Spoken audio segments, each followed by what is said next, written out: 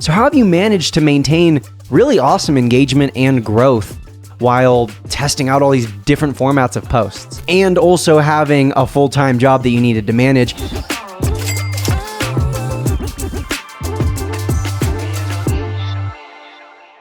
Hello and welcome to episode number 2 of the Social Media Moneymakers podcast. I'm your host, Brock Johnson, and this podcast is brought to you by Stan. Today's guest is someone who I think you'll very strongly relate to, as he's built his social media following, which is massive, which is over 300,000 on Instagram, without having a team and while having a full-time job that he's been doing while building this social media following. He's also someone who's now doing something different than what he was originally doing. So if you're someone who's ever pivoted, changed, or is maybe considering a change in your niche in the future, this is a great episode for you to listen to. Lucas O'Keefe is also a great example of how success looks different for all of us on social media. Lucas's primary revenue stream doesn't come from coaching or courses, but instead comes from brand partnerships, which is a really awesome way to make money without having to worry about the customer service and all of the other hassle that might go into the back end of owning your own business or product. Lucas is also an awesome example of the fact that you don't have to show up on every single platform. While Lucas has dabbled in posting on all the other platforms, really his main focus has just been building his Instagram following and then transitioning those followers into email list subscribers. Which, by the way, if you're not already a Stan Store user, using Stan is a very great, easy, seamless way to build digital products and offers, which can allow your Instagram followers to very easily become members of your email list, which we don't go deep into on today's podcast, but it's absolutely essential if you want any sort of security online. But Lucas is just an absolute joy. I'm super excited to share this interview with you. And towards the end of the interview, there is some juicy news that I learned about from being on Lucas's close friends list on Instagram. And I'm really excited to get to dive into that, a really big new chapter in his life that he is announcing on today's podcast. So without further ado, here's the interview. Lucas, welcome to the Social Media Moneymakers podcast. Oh, it's awesome to be here and to be chatting with you of all people. Yeah, well, I'm excited to have you on. We have a lot of similarities in our journey. We do the same thing, but over the years, I've also learned that, we also are big Pokemon nerds. We love anything that's like retro. We both kind of were like growing our beards at the same time. So a lot of similarities. Really excited to have you on the show today. And I think part of your story that we'll get into that I think is really fascinating and will be great for our listeners to get to hear is that unlike a lot of other Instagram coaches that exist in the world, you also have another job, which we're going to talk quite a bit about. And so this isn't your full-time thing, or at least this hasn't been your full-time thing. And so I think it's really going to be great for people to hear how you've grown to now over 340,000 followers without this being your main thing. So I'm excited to have you here today. And let's start with your start. When you first got started on Instagram and you were growing your following, you were teaching people how to use TikTok. That's correct? Yeah, I always say it's like start with what you know. And at the time, TikTok was what I knew. I hadn't grown an Instagram account. So I wasn't going to hop out there and be like, here's how to grow Instagram. It was a time when TikTok was still new and almost, people on Instagram, I feel like they were on their high horse a little bit about TikTok still. This is pre-Reels. Yeah. But yeah, I got out there talking about short video really before short video was even the worldwide phenomenon it is now. Gotcha. And then from there, you've grown and pivoted. Now you're really known for your Instagram marketing strategies. And I would say within the space of Instagram marketing, you really excel when it comes to your carousels and your graphics. You're really crushing it there, and they're always so creative and interesting and unique. So my first question is, I know you said start with what you know, but you've pivoted a few times. Why do you think you have pivoted? Were these thoughtful decisions that you made because you trend forecasted? Was this just you following what you loved? Why the pivots? I always say that Instagram will always be my favorite business platform because of all the different, first of all, the different communication forms, right? I love the DM system. Mm-hmm. People who have, used DM systems on other platforms can hopefully relate that they're not as smooth as Instagram, and that's for sure. But the content formats available and the ways you can communicate with your audience are just great. You have so many different feeds and channels. Like you said, more static swipeable carousels, infographics have always been my bread and butter, but I've really challenged myself and enjoyed challenging myself to get onto video, get onto short form content like Reels. I love doing Instagram lives. I'm trying to push the limits with stories. And I don't see any other platform with so many channels and avenues to really meet your audience where they are and what they like to consume. Yeah, I love that. And I think that's something that's really cool that you've always done is you've always pushed yourself to show up in all these different ways. So how have you managed to maintain your level of growth and engagement while still kind of, making these little pivots and trying out different kinds of content? I know recently you and I were chatting because you've started to do these reels where I can hear your voice in the background, but I'm not seeing you on camera. Like I'm seeing graphics that are kind of like almost animated, if you will. And I think it's really cool. It's unique. I don't see anyone else doing that. So how have you managed to maintain really awesome engagement and growth while testing out all these different formats of posts? Well, it wasn't always easy, and it wasn't always like, oh, this is the next thing I'm going to share. Something I've had to navigate pretty significantly has always been shiny toy syndrome, where it's like, there's that new thing. I see other people crushing it on like talking head or trending reels. And I go, well, wow, they're doing a phenomenal job. I want to step into that playground too. And I want to try that out. But something I've had to really come to terms with is listening to my own audience and realizing, and I love that you brought up that specific content example, because when I try the talking head reels, I enjoy making them. I enjoy being on camera and doing that. I think I've put a lot of work into my little studio background here behind me, but I find my audience hasn't come to expect that from me. That's not the format or the platform, the brick by brick that I built my audience on. So what I've had to really find more importantly is looking into my analytics, looking into my insights from my audience. I'm always weekly, monthly doing specific check-ins with my Instagram analytics to see, okay, which post got me the most follows this month? Which post got the most shares and had people talking? What got the most reach? And I was seeing again and again that as I was experimenting with new content formats, new ways to appear on camera or in my graphic design oriented posts, I was finding that my audience likes the more graphic design style. It's the teacher in me. I always say I turn my posts into pages from a textbook. And I love looking at a textbook with nice rich diagrams and learning from those flowcharts and whatnot and graphs. So I've built my content that way, and wanting to continue to use reels and not to ignore such a powerful format, I found my talking head, me on camera style reels weren't doing the best. So I incorporated, like you said, voiceover for information with the visual hook of the static infographics or the moving infographics that my audience has loved. And it's really this happy medium that's working for me, working for the algorithm, and working for my audience right now. I love that. And I love that you specifically said, like looking at every single week or maybe even every single month, looking at the posts that did really well. And it sounded like to me, the two main areas that you focused on is which posts got the most shares and which posts kind of got the most overall reach. Is that accurate? Or are there any other stats that you're really focused on or caring about or checking? Yeah, shares and follows have really been that duo I really look to.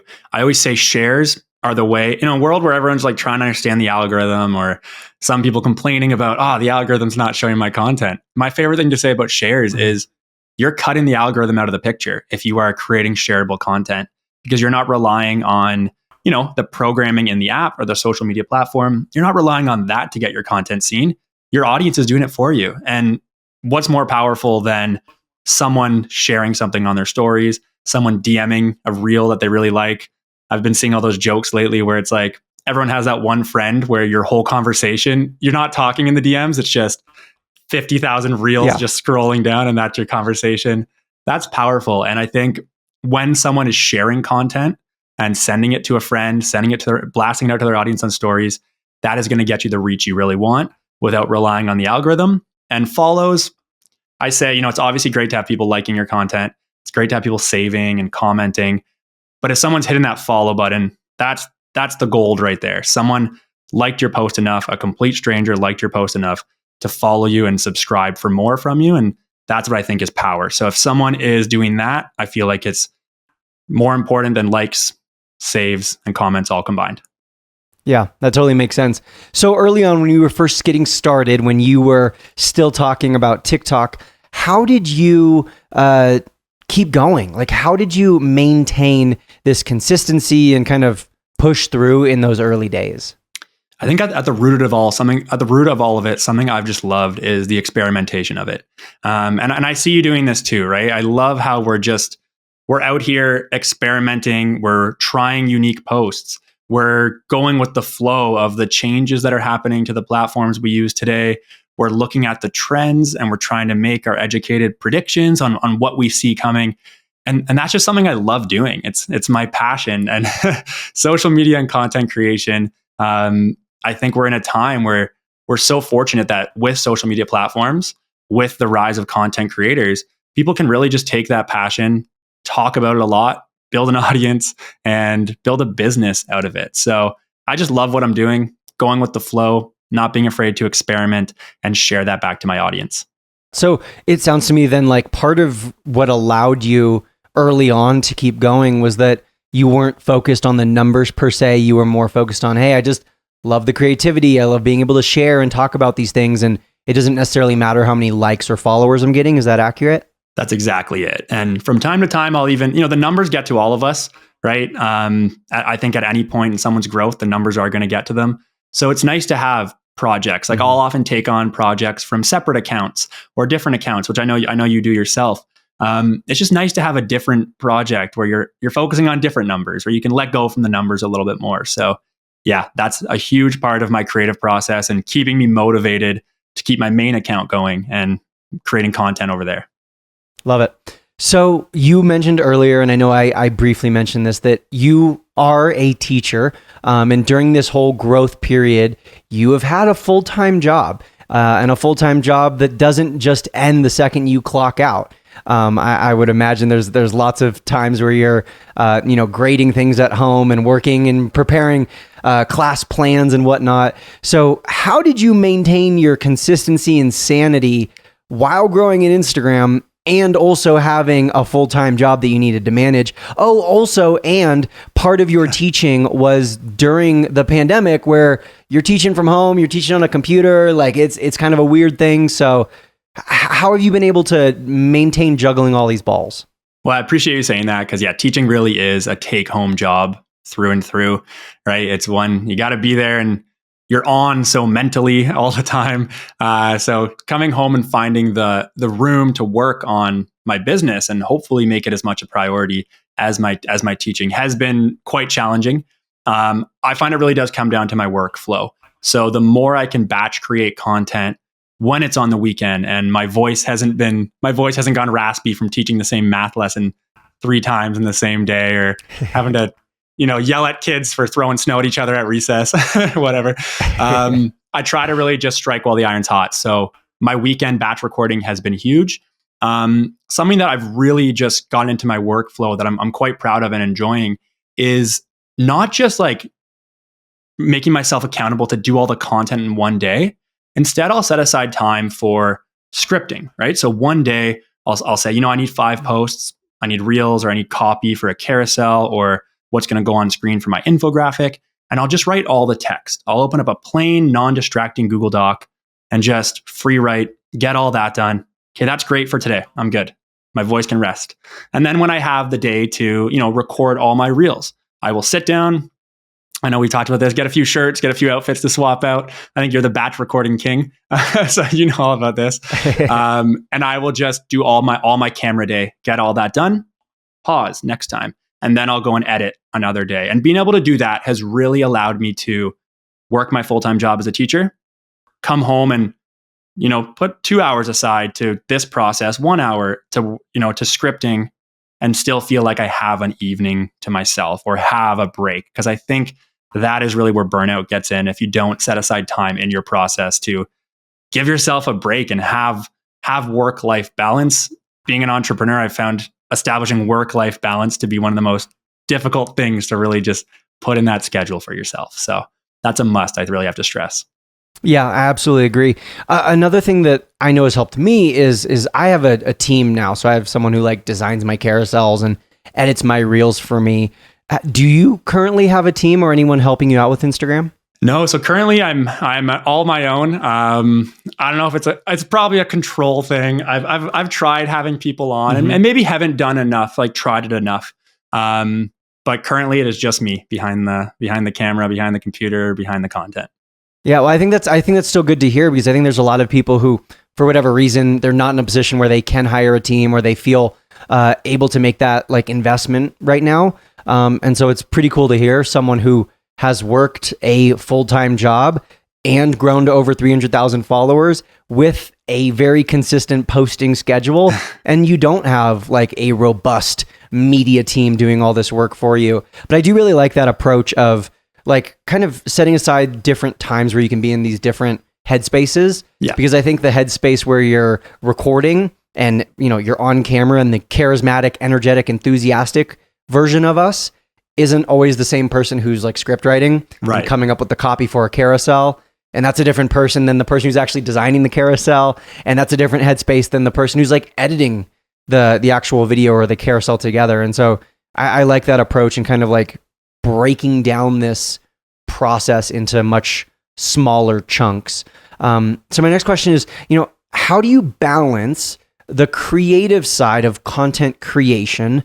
Because as we were talking about earlier, you do like to test and have fun, and you do have all these different kinds of posts that honestly inspire me. And yet there's still the analytical side where you have to like look at the numbers. So how do you balance out between the two? And where do you kind of draw that line?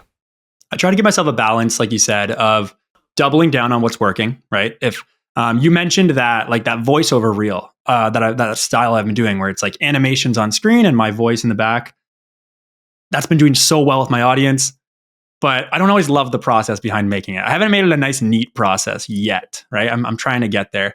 But I know it's working. So I do tell myself, you know, if it's working, keep doing it, put it out there. A big saying I've come to appreciate is like eating the frog. If you've heard of that, it's like if you have a to-do list and there's one thing you really don't want to do on that to-do list, do it first, get it out of the way, because if you put it last, you're just going to be thinking about it all day anyway. So when I have certain posts that I know I need to make or I know I want to make because it's good for my audience and my account, I'll try to get it out of the way first and then have the fun content, the more experimental content mixed in. But I really do have to say, like, I've seen so many accounts that experiment or grab at a bunch of different footholds to find what works. But sometimes you really just have to read the signs. And for a small account, like we get a lot of signs when, like, we know when a post did disproportionately better or worse than our average, right? But even for smaller accounts, take a look. Sometimes it could mean you got 300 Reels views as opposed to 75 Reels views. What was it that made that stand out or made more people watch that, or the algorithm rewarded that or showed it to more people? Maybe you get just 5 likes more or 2 comments more. I really encourage people to look for those signs and double down on it. So I try to do that as well. Constantly just testing and observing my own content and also being inspired by what I'm seeing out there from other content creators. Love that. Shifting gears here a little bit. Are you someone who super actively posts on every single platform? Because I know you were originally teaching TikTok, but now really Instagram is your focus. So are you someone who posts on every one of the million different platforms, or do you pretty much just focus on Instagram? So I've gone in and out of stages of trying. I've tried, and repurposing content is getting easier and easier and easier. But I found that as I was repurposing the platforms I was repurposing to, I was bringing my content from Instagram there, but I wasn't bringing myself, right? I wasn't bringing my heart and soul as a content creator or as a community, as someone who's, you know, running or building a community. And that's where I found I was really struggling to grow and just not feeling the vibe there, or like not feeling the motivation there. So while I've gone in and out of it, I've really have just made Instagram my bread and butter. That's where I'm really just focused, and I've really enjoyed growing there. Now, safety and your account security being a huge concern, I have really prioritized growing my email list as a secondary thing. But between those two, that's where I divide most of my time. But I do want to work on including more regular platforms in the pipeline. Maybe that's where I'll eventually look to outsource. Gotcha. Yeah, no, I totally feel you on that. And I think that there's this misconception that like we have to show up on every single platform. And I've never thought that is true or should be the case. So I love that you're kind of just like, hey, I'm really focused on Instagram, and I'm making sure to build my email list so that I have a way to contact those people off of Instagram. Right. But you've had plenty of success with really just the one platform. So that's pretty awesome. I know, speaking of other platforms, that you did recently just launch a podcast. So I would love if you could tell our viewers a little bit about that show. I want to give a shout out for anyone who hasn't listened to the show yet or who is going to look it up after what Lucas says right now. I really just appreciate the cover art, if nothing else. It's totally my vibe. I dig it. But Lucas, please, tell us all about your show. Yeah, the podcast is called Creator Juice. It's with my best content creator friend, VJ, Vishal Joseph. And we really just share motivation, inspiration, and my favorite part, accountability for content creators. So it's just VJ and I having conversations about what our obstacles are as content creators, how we can, adjust our strategy, how community and networking and making friends along the way is probably the best strategy there is for being a content creator. And something, as someone who started becoming a content creator during the pandemic, I didn't realize how important that was and how that was lacking from my lifestyle. So he and I are really just approaching a lot of topics about how to stay motivated, how to stay inspired, and how to find your community as a content creator. And we're having a lot of fun. And like you said, the branding is a giant juice box that VJ, he drew upon our love for like retro video games and branding. And it's been a lot of fun. Yeah, I think that's awesome. And I think that's also such an important thing to talk about because it's really rarely talked about within our space, but it can be a very lonely space to be in. Yes. Whether you think about like the fact that we're one content creator / business owner who's making content for all of these people, but we're kind of like doing it alone. Or for a lot of people who I'm sure are listening to the show, you might be a stay-at-home, work from home person who's doing this by themselves, and your partner leaves every day and goes off to their typical job, or your friends are all out working their 9 to 5 and you're at home working your 5 to 9, Yeah. So it's a good and necessary topic to talk about. So I'm glad you guys are able to discuss that on the show. One thing that I absolutely wanted to hit on today, and this is some news, we can officially announce it because they found out a few days ago.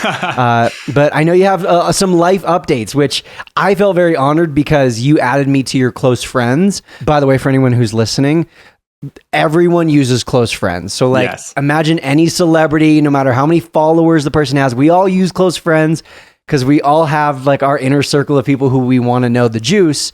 Pun intended with your podcast name, but you added me to your close friends a couple weeks ago, and I saw a story that you posted making this big life announcement update, and I was like, ooh, I can't wait to talk about that on the show.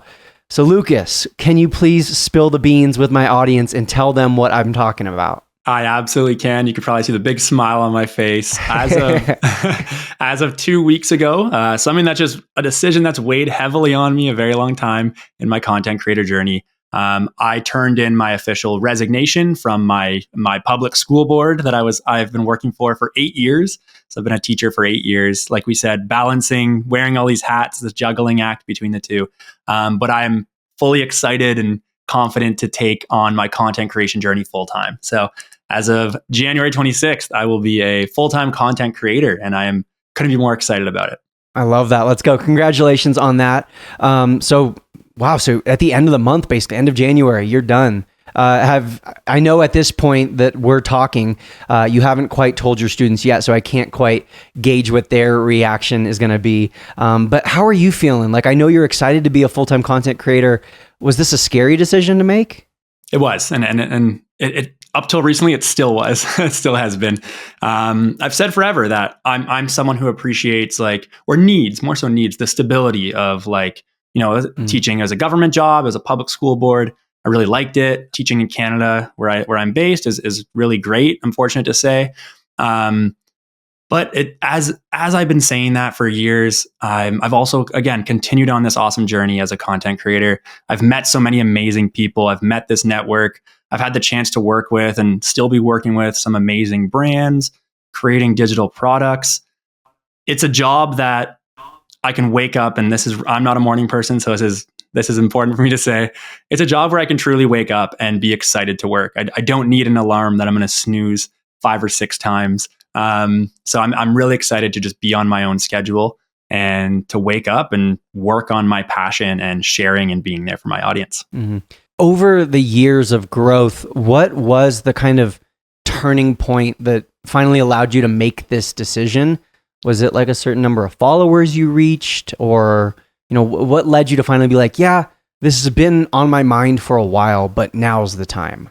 It was definitely looking at the monetization streams that I'd built up. And again, I've had the chance to work in a few different streams of, like I said, brand deals, digital products, community growth, sponsors, right? But looking at actually building those, again, looking into the ones that are doing really well for my business and for my audience and align with me, and really just keeping those good relationships was something that finally showed me, hey, I can do this. I have a situation where it's replacing my teacher income, right? And that's with content creation being my, like we said, not to say my afterthought, but something where I get home and it's not my most optimal. I think they're called the green hours of the day, right? Where I'm a little bit burnt out, I'm exhausted. So I'm excited to see what I can do with this when it's my top priority. And it's what I'm waking up and I'm working on from 9 a.m. to 2 p.m. before I get tired or exhausted or I want to go outside and do things.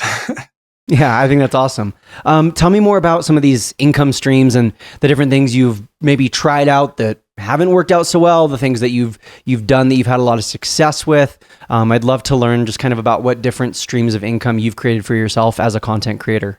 Yeah, and to that, I think it's important to try out everything that's out there, or at least like if someone knows what they want to do, that's awesome. In which case, double down on that, make that your program. But like you said with your question, was it a certain follower amount? Was it a certain audience amount? And I find a lot of creators still really struggle to monetize, to keep their monetization regular, to find that first monetization. I've always said, don't focus on like making 100K or 10K or whatever through social media. Focus on making $1, right? If you can get your audience or someone from your audience to pay $1 for something, or to buy something from you, or to pay for a consultation, whatever your program, whatever you want to offer is, then you're learning so many skills that you can then scale into whatever your goals are to make it a business or for your business. So realizing how to take that leap has been huge. For me, brand deals have really carved themselves out as my number one income source. And I've learned tons in how to navigate that, how to not just wait for the brands to come to me. And this is something people, regardless of their audience size, I really want them to focus on and try. You don't have to wait for the brands to come to you, right? Reach out to the tools you already use, the companies you already you want to partner with because you use their products often. Go ahead and have the engaged audience, have the good content, and advocate for yourself. And you never know what's going to happen. So brand deals have really stood out and been where I found my footing. I don't know if it's the teacher in me, but I haven't ever liked coaching, right? I'm already talking to a group of 30 students every single day. So not wanting to then do like one-on-one coaching after that. So just for anyone listening, don't think you have to listen to like, this is the only way to monetize social media, or this is the only way. There really are infinite possibilities and customization options for you to build out your business on Instagram or any platform nowadays, I believe. Yeah, I totally agree. And I think something that's really cool about focusing more on brand deals and partnerships and sponsorships is that then you don't have to worry about all of the headache and stress and customer service and promoting and launching and like all of these different things that you have to do when you're your own business owner. Instead, like they handle all of that because it's their business, right? And you're instead just getting paid to promote or talk about them. And oftentimes they're products that you already know, use, and love. So how early on, like maybe after how many months or at how many followers did you begin the reach out process? Which I will say, absolutely 1000% agree. Don't sit back and wait for Adobe to reach out to you, reach out to Adobe. But When did you kind of start that? Yeah. And I would even say I did it late. The first time I had a brand reach out to me, I think I'd been running my account for a year and 3 months. So over a year, and a brand reached out, and it was a brand I had been using, and like unprovoked, they just reached out to me, and I was just like, wait a second, I could have done this, months ago. This is great. I wish I had done it sooner than a year. I wish I had monetized sooner. I sell a digital content calendar every year, just leading up to the holidays. It's just like a nice little quick Black Friday to New Year's Eve launch period. And then it's done. I don't have to worry about it. And that's been a vastly successful product. So if I had started that earlier, I would love to see where things are. So just my advice is don't be afraid to start. It's never too early. All you're going to hear back is either no reply or no. And these are professional businesses. So it's going to be a professional no. And you might even get feedback from it. So just don't be afraid to reach out. Don't be afraid to try to monetize and get things off the ground. There's no time you have to wait for before you can start. Absolutely. Speaking of starting, you very eloquently led me into my final question, which is really more of a segment. We did this segment week one with Millie. You were so generous as to provide us with one of your early on videos. So with your permission, I will now be sharing this video that you posted on Instagram. And if there's any prefacing or describing that you'd like to do, now's your chance to save face. Oh, I'm excited to see this. And I don't know if there's a no pun intended with face either, because this was me going a year trying no beard. This was me not having a haircut in a very long time because it was the pandemic. I'm excited to see this because I started my platform. I started my community looking at like with no beard. And then one day I randomly posted a picture and I was like, I'm thinking of growing my beard back. And people are like, why don't you have that? Like, why have you not kept that? So let's see how this looks. I'm excited to go to it. All right, here we go. Okay, so the first thing to do, and you're going to hear this and say, Lucas, you're telling me things I already know. That's the point. The algorithm is actually much simpler than we make it out to be. The first thing, create good content. Put it up there and quickly take a look and say, is this good? If you were to come across it and someone else posted it, would you like it? Would it grab your attention? Would you continue reading the whole way through? Would you follow that person because it left a great first impression? Now, here's the thing, Lucas. I enjoy playing these like early initial videos, these like first take rough drafts. I don't know if, and obviously this is only episode 2 of the podcast, I don't know if for the rest of the podcast we'll have someone who has such a well put together first video. Like, I know we can laugh about like, oh, your hair was long, you didn't have the beard, but like you had the like glowing light behind your head, total YouTube status, you had the nice microphone, we had the editing. Like, I gotta say kudos to you on that. Oh, thank you. Because if that's one of your very first videos, like that's an impressive way to start. I'm just looking at it, and this is a square we're looking at because this was IG video. This wasn't Reels wasn't around yet, right? At least I don't think so. Or anything after over a certain length got posted as an IG video. The rest would be Reels at this time. Very new pioneer age of Reels. And I'm loving how it's kind of gone full circle because I like how the talking head style where someone is just on camera and they're speaking. They have the interactive like GIF elements and on-screen captions and text and transitions. I love that style right now. And that's what I'm seeing here. So I wish it had done that well back then, but it's a lot of fun to just see how things have gone full circle. Totally. I feel like you could repost that today and it would fit in totally with like the overarching trends and themes that we're seeing today. Right. So I think that's pretty awesome. And really, I know you started this business in 2020 and this, I mean, obviously this post was from late 2020.